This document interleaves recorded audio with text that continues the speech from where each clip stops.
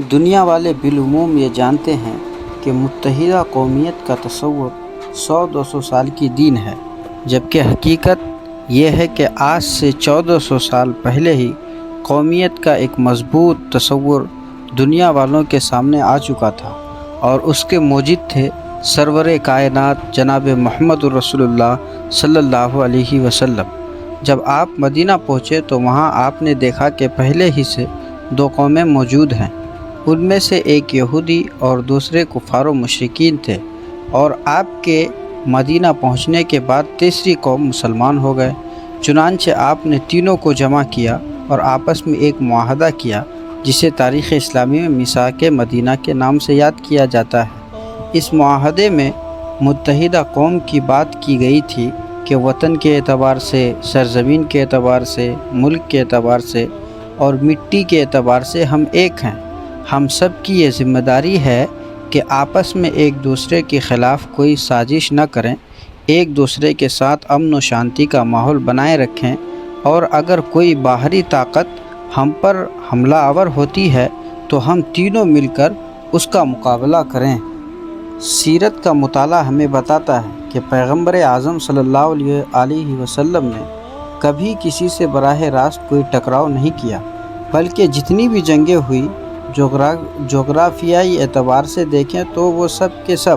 مدینہ کے قرب و جوار میں ہوئے۔ جنگ بدر ہی کو دیکھ لیں کہ آپ مکہ نہیں گئے بلکہ اہل مکہ خود مدینہ آئے۔ پھر اس زمانے میں 450 کلومیٹر کی دوری ایک معنی رکھتی تھی۔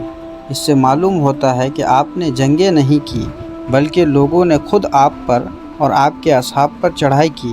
محمد عربی صلی اللہ علیہ وسلم نے تو ہمیشہ امن و امان کے لیے کوششیں کی،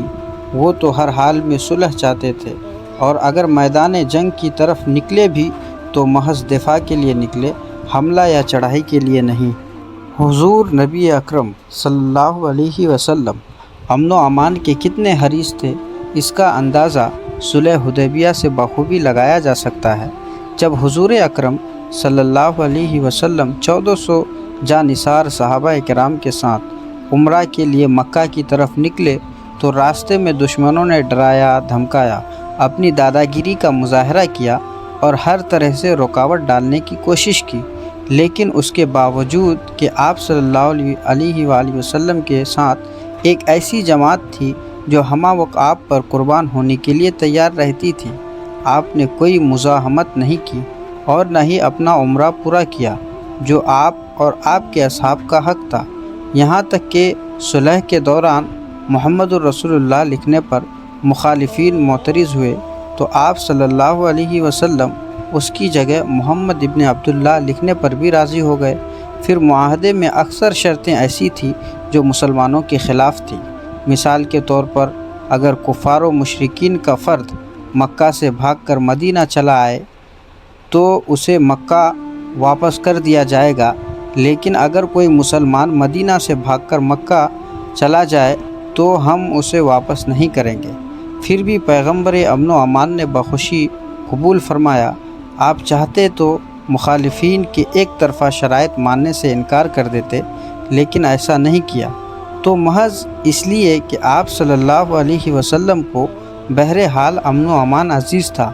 ممکن ہے کہ کوئی یہ سوال کرے کہ مسلمان کمزور تھے اس لیے مجبوراً ایک طرفہ شرائط ماننا پڑا، تو ایسی کوئی بات نہیں تھی، کیونکہ جنگ بدر میں جب 313 ہزاروں پر بھاری پڑ گئے تو یہاں 1400-1500 صحابہ پر مشتمل ایک بڑی جماعت تھی۔ پھر بعض صحابہ کرام اس فراق میں تھے اور بل کھا رہے تھے کہ کب حکم ملے اور اپنی بہادری کا نمونہ پیش کریں، بلکہ بعض اصحاب کے ہاتھ تلواروں کے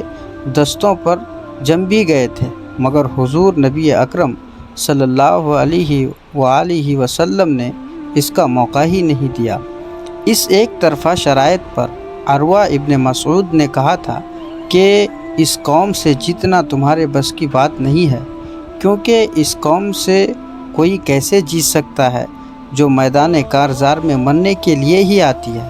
تم سب اپنے اپنے فیصلے واپس لے لو۔ محمد ابن عبداللہ نے تمہاری ایک طرفہ شرطیں قبول کر لی ہے تو صرف اس لیے کہ وہ دنیا میں ہر طرف امن و امان قائم کرنا چاہتے ہیں۔ ادھر صلح کی شرط تحریر میں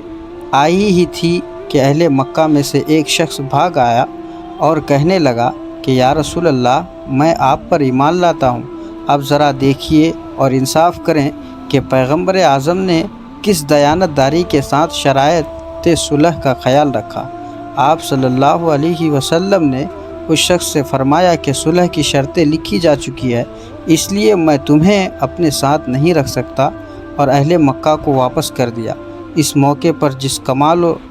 کمال ایمانداری کا مظاہرہ محمد عربی صلی اللہ علیہ وآلہ وسلم نے فرمایا، کیا کوئی اس کی مثال پیش کر سکتا ہے؟